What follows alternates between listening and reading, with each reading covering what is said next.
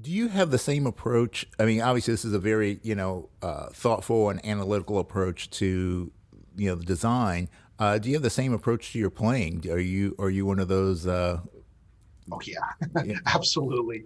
I mean, so I will, I am not a world-renowned player, but I'm not a world class player, but I consider myself a regional class player. okay. I played some, regionally, touring acts and things. Um, and my stock and trade, my specialty is upper register and lead stuff and commercial stuff. And I like to think that my abilities when it comes to range and power endurance are pretty darn awesome given the amount of practice time that I have to devote to it. And I think that I can play a 3 or 4 hour gig and I still have double A's and at the end of it, and that that's pretty solid, I think, considering I don't have 3 hours that are 4 hours a day that I pour into this instrument. And Right. so actually a lot of the embouchure dogma, when it comes to if we're playing, if we're talking about technique and embouchure as opposed to musicality, but I think a lot of the embouchure dogma focuses on things that just as we focus a lot of energy on inner diameter when I say other things like high point and volume matter in cup, in mouthpieces. People talk a lot about the mouthpiece position or which way we stack the chops or that sort of thing. And to me, I think very differently about it. And yeah, it's very analytical, and I think very much in terms of physics. The physics of playing.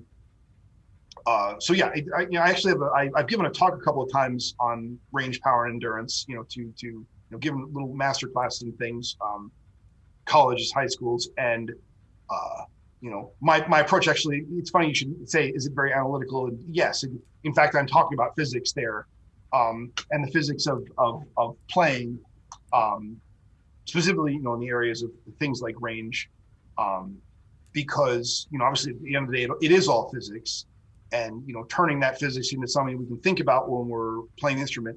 Yeah, I guess you would call my approach to my embouchure and my technique at least very very analytical.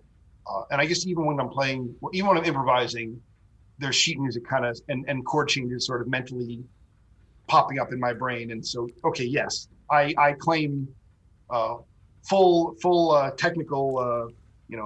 I plead guilty to being a very technically minded, analytically minded player. Um, But I mean nothing wrong with that. Nothing wrong with that. yeah, it's led me to a lot of good places and made me an efficient practicer when I can, afford the practice time. Because I think about things a little bit differently, and I come from the for pros, yeah, the touring pros who a lot of them practice 2 and 3 and 4 and 5 whatever infinity hours a day, and those are the stories about people playing these crazy long hours. I know I have to admit to myself I'm never going to have, and that might be something that we're missing, on the pedagogical side, is acknowledging that for your serious amateurs or even your pros who are balancing teaching or whatever other schedule, they don't have 4 or 5 hours to put into the instrument a day.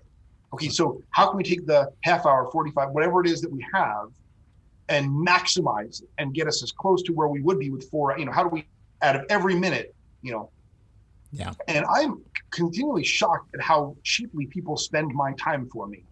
Um, People talk about mouthpieces, something you could talk about and make a decision in a matter of minutes or hours. They're like, forget mouthpiece, long tones, 1 hour every day, an hour a day to play long. I mean, that if I had it, that'd be great, but an hour of every day. Oh, I got kids, I got a job, I got, stuff to do, um, exercise, all these things to fit in. And adding another hour onto my practice routine that may not even be an hour long, like that's a very, very cavalier use of an hour of every darn day. How do Yeah. we get more efficient? Just like you could try every mouthpiece on the planet. I'm trying to find a more efficient way to find the right one or design the right one. How do we get more efficient with our practice time? And if we realistically have only X number of minutes or hours to put into it a day, we should stop thinking like someone who has 3 or 4 or 5 hours to spend and start thinking about, how can we get every minute to count? Um, Yeah. and I think that's a valuable thing to. And I've spent time thinking about that. Time when I can't be playing, if I'm just kind of driving along, whatever, listening to my podcast, I think about things I've learned about technique. How do I make it efficient and scalable for someone who, has this much time to give. That's what I have. And, how can I get the absolute, and I will say, I think I'm pretty good, if I toot my own horn, pretty good at getting the most out of the practice that I'm able to accommodate in my lifestyle. Yeah. Yeah, I think that's a hard thing. I recently actually was coaching someone on, they were a bass player, of all things.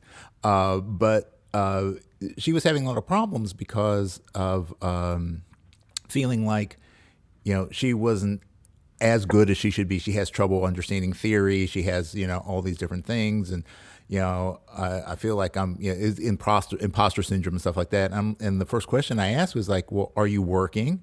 And her response was yes. I'm like, well, okay, well, you're obviously good enough to play. So why are you stressing? This isn't your full-time gig. You're just playing for fun, but you're never at a loss for gigs. So maybe you need to take the pressure off of yourself. You don't need to understand theory like you just got your doctorate at Berkeley. If you understand enough to play in a rock and roll band and that makes you happy, then okay, that's good for you. So let's take the pressure off of ourselves in terms of what you think you should know and just focus on what do you really need to know? What are the skills you really need to have? I can't say it. I couldn't say it better. Taking that pressure off and, and being realistic and also just, being, giving yourself some love, because she probably makes a lot of people very happy playing that bass in that rock band. People are out there dancing, people are enjoying the music. She's enjoying herself. And so, like, what's the problem? And I think in the trumpet community, there's the opposite of that. There's this expectation that everyone should be able to play the Carnival of Venice variations, and everyone should be able to play lead, and everyone should be able to play, but actually that the number of people who really effectively do all of those things is very, very small. Yeah. And some of the most,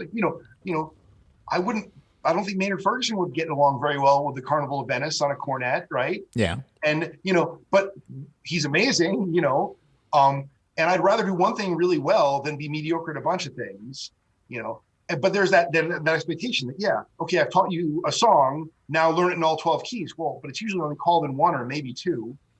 Sure, it'd be nice if I knew it in C sharp major, but it's probably never going to happen. So is that really well spent time? Yeah. Or could I invest that time in something else that is, but yeah, there's that expectation that every trumpet player should be able to do everything. Yeah. Right? But your favorite rock vocalist, no one expects Bon Jovi to be on stage at the Met singing opera, right? No one would think that was something that he was required to do. Well, how come then I'm supposed to be able to play the Carnival variations, even though I'm a lead commercial player? Yeah. And how come I'm subtly made to feel less than because I can't, don't effectively do this or that thing on the trumpet? No one would go up to Bon Jovi and say, man, you suck. You can't sing, you can't do the Traviata at the Met. What's wrong with you? Yeah. You better get back in that woodshed. No one says that, but they say it to us. Well, and that's a really interesting thing because one of the things I've struggled with over the years has been sound. And, granted, I know that I can improve on that. But, like you, primarily doing commercial music and, it's good enough to keep the gigs. But, the thing that has been beaten into my head, yes, regardless, you should have a core of your sound. There should be that roundness or that brilliant, the combination of the brilliance and the full overtones and things like that. That goes without saying. But, I don't need to sound like, Bud Herseth. That's not going to, when you're playing, when you're in that third set and you're playing September on that bar gig, which hopefully will come around again. Into that. I don't want to sound like Bud Herseth. Much like, if you're the vocalist, you don't want to sound like Luciano Pavarotti trying to sing Brick House. That's not, she's a brick house. Mighty. So it's that thing that we, when you look at other successful musical artists outside of the trumpet world, particularly, like you're saying, Bon Jovi, you look in the pop music world. I mean, there are people whose voices I would not consider to be particularly great voices, like Bruce Springsteen, not a great voice, but for what he's doing, you can't imagine anyone else doing his music and expressing his music, and it's about the emotion that he puts into what he does. And I think that we get so locked into, this is the sound you must have, and this is the way you must approach the horn, as opposed to, if you're a musician, ultimately, I mean, especially like in the commercial world and the jazz world and things like that, it's so much about the emotion involved with it. Classical world, yes, absolutely, that as well. But it's about, are you expressing an idea? Are you expressing an emotion? And does your voice help you to do that, or does it hinder you Yeah, in I doing that? completely agree with you.